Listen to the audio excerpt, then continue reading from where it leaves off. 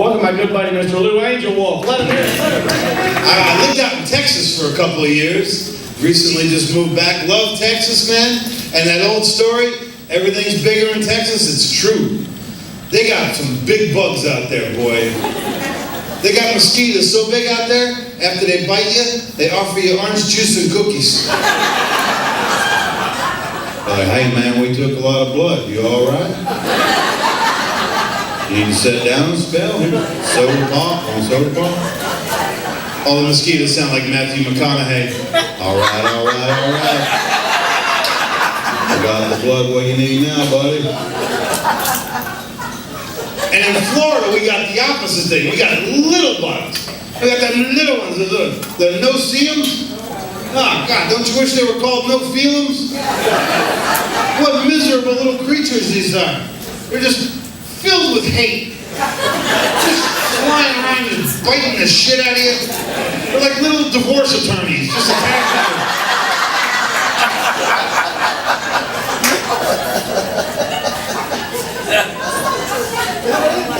Living out in Texas, man, you live out in Texas, you wind up working in the Midwest, and it was an adventure.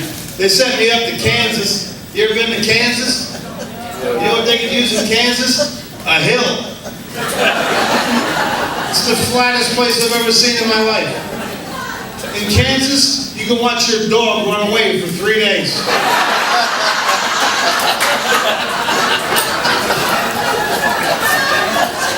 You stand on a can of tuna fish, you can watch him 2 more days. You stand on a cement block, you can see the back of your own head.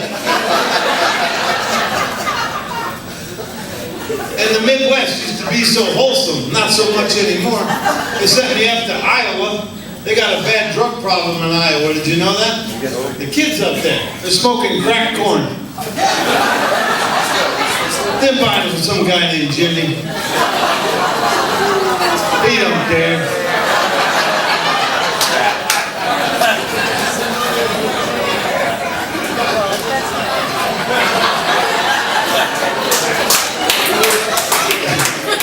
Thank you. And if you keep going up I-35, man, you wind up in Minnesota. Oh, those people, it's so cold up there. And they know about Florida, but they're never coming. They go, oh gosh, it's a little hot down there, eh? But sometimes they bust loose. You'll see somebody from Minnesota come down here for the first time. They've never been to Florida before. And they go to the beach. And they wear their bikini for the first time ever. And they just lay out there. They kind of look like a badly rolled joint. And it's kind of divots and lumps and twigs sticking out.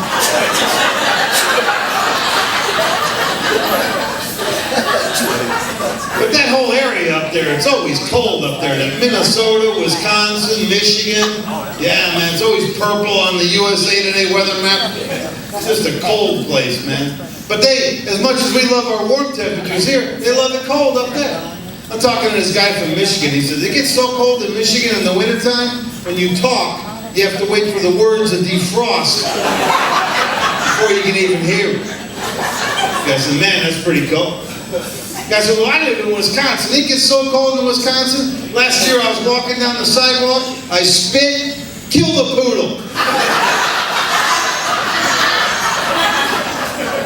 Man, that's pretty cool. And well, I live over in Minnesota. It gets so cold in Minnesota. Last year we were camping.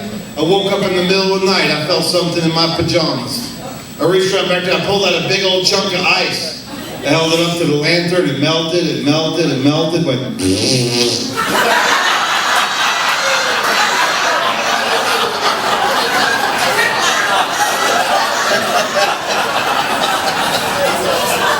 pretty cold, see. See, that was a fart joke and a physics joke. That was a joke for each side of your brain. Hey, he's freezing gas up there. That's pretty clever. And it made the fart noise we love so much. Let my hair grow out a little bit, man. Yeah, let my freak flag fly one more time, baby. Yeah. Actually, Actually, I'm letting a bad haircut grow back. Do you ever have to do that? I was on tour. I went to New Jersey. I went to this mall. Worst haircut of my life, $80. I should have known. The place was called Hey, it'll grow back. And speaking of hair, I'm happy to have hair. I really am. I'm very happy about it. But I got and it was funny. People go, "Oh, Lou, when you turn 50, your hair is going to turn gray and silver." I went, "Really? No shit. I was 50 for about a half an hour. It looked like somebody blew a powdered donut in my face. This is amazing. I got gray chest hair now. You know, it's kind of weird. Even got some gray in the shrubbery. You know? Some kind of a salt and pepper affair I got going there." My girlfriend says I look distinguished, like an old banker. Thanks. Get them at your own rate, folks, whatever you like. I took my shirt off the other day and went, "Oh shit, I'm fat again." I don't know how it happened. Yeah, I do. Cake. It's cake. I love cake, man. And it was recently winter time. And I survived all winter and the threats of cake. Cake is everywhere in the winter time because people are inside more, you know. You go to their home or their business and they got cake. I walk in and they go, "How you doing, Lou?" "I'm doing good. Would you like a piece of cake?" Yes. Yes, I would. I'd love a piece of cake. I don't know if you're going to like this cake, Lou. This is bottle cap and dirt and mop string cake. I love that kind. I love a good mop string cake. I am powerless over cake, baby. See this right here? Cake. Yeah, man. So sometimes, you know, if you realize you got a problem, sometimes you got to attack it from the other side. So I figured I got this problem with cake. I'm going to go on the anti-cake diet. I went on the Atkins diet, low carbohydrate, high protein diet. There is no cake near this diet. They don't even mention cake. And it's an amazing diet if you've ever been on it. And you eat a lot of meat. You eat a lot of protein. And you don't have to watch your fat or anything. But you can't have any carbohydrates, hardly at all. Hardly at all, you know? And it's really weird. You're on that diet for like 3 weeks and you go, "You know what? I eat a lot like a hyena." You just eat a lot of meat, man. You just wake up in the morning and you're like, "Start grilling flesh." "What do you want for breakfast, Lou?" "Giant steak, 9 eggs, and then melt an inch of cheese all over that." It's okay. It's on my diet.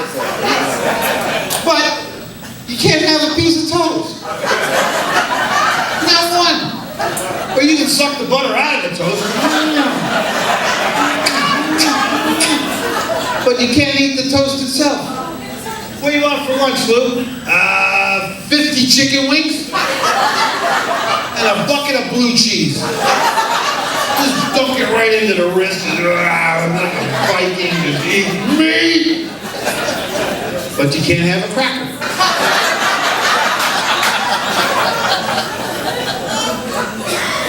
And people go, "Lou, would you like a snack?" "Oh, I'd love a snack." "How about a bagel and cream cheese?" "Bagel."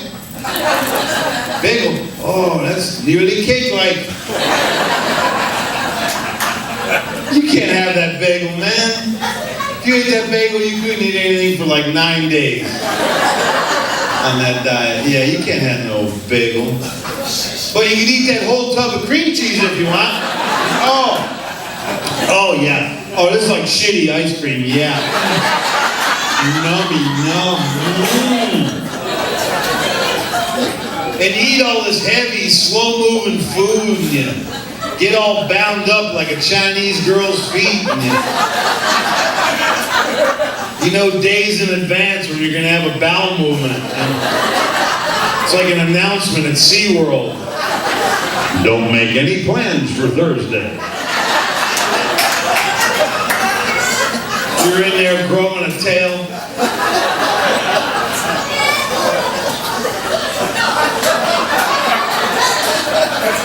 You'll say that the rest of your life. It's really a great line. But amazingly and miraculously, it works. I lost 62 pounds on that diet.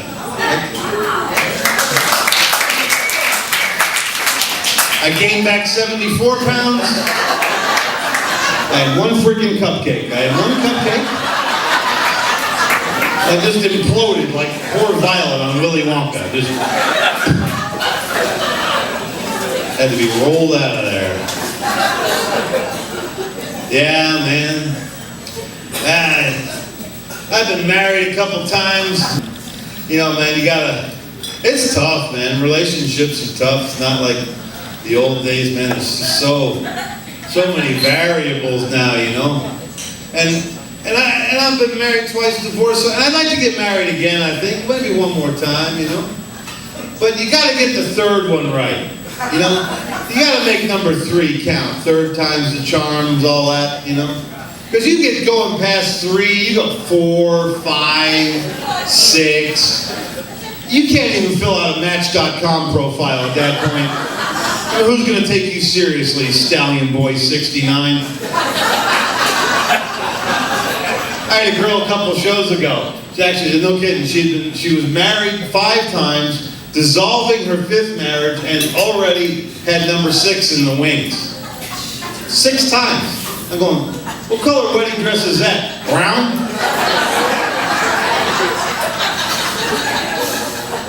But you know what, though? You really got to stop and think about it.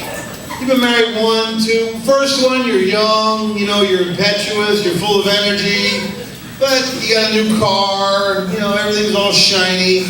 And you live a few years, and the car's got a big dent in it.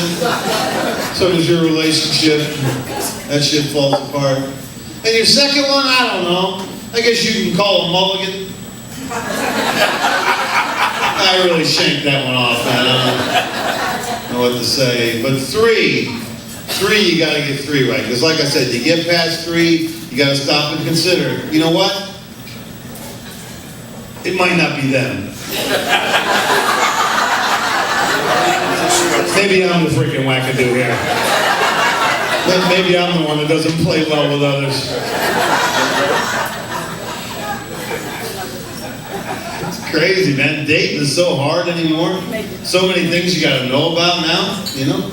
Like you got to get, now you have, I was reading the Cosmopolitan magazine, and fellas, if you're single, you have to read Cosmopolitan magazine. That's like having the other team's playbook. Oh, there's stuff in there you have to know. If you read Cosmo, you'll find that women think about, consider, and write long articles about shit that never even crossed our minds. Just amazing. I'm reading this article about sleep etiquette. It says a good, healthy relationship should also have a good, healthy sleep etiquette. It means we got to get along well while we're sleeping. As if life isn't hard enough. Now we got to get along while we're sleeping. And I took the little survey, you know, and I like to sleep on my side with a couple of pillows, and sometimes I snore. And my sleep type, I was a bear. I said, I'm a bear. That was my sleep type. And I started thinking back on the relationships. I go, you know, maybe it has something to do with it. Because this one girl, we broke up, maybe it was the sleep etiquette. Because she used to like to sleep on her back with her knees in the air in other guys' beds. So that kind of goofed up our feng shui, see?